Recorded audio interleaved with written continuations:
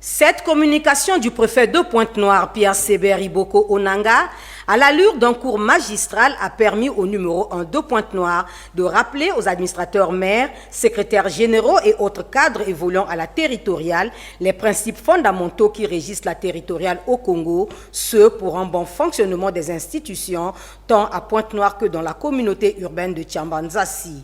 Tous devraient rendre compte et respecter la loi. Aussi, les administrateurs maires sont invités à concéder le pouvoir aux secrétaires généraux selon leurs attributions. La territoriale, c'est exclusivement l'application des textes. Pas d'avatar, de tricherie avec les textes. Les secrétaires généraux sont là. Vous qui êtes les chefs de ces secrétaires généraux, il faut leur concéder le pouvoir de sorte qu'ils se mettent au travail en fonction des attributions qui leur sont accordées par les textes.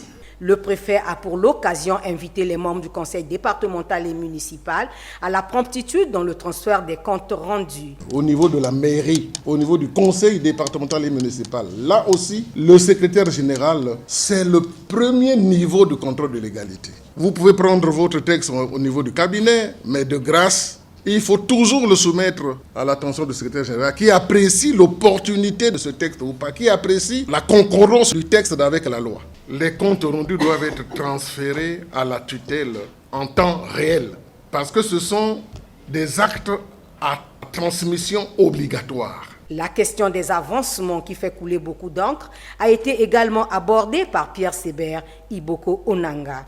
La loi commande que les échelons se suivent les uns après les autres, tout comme les grades, les uns après les autres.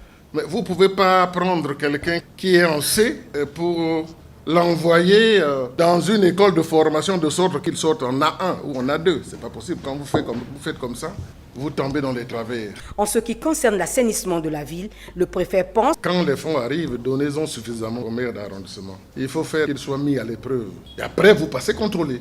Les fonds qui arrivent dans le cadre de l'assainissement, ce ne sont pas des fonds destinés à faire autre chose, mais c'est pour assainir la ville de Pointe-Noire.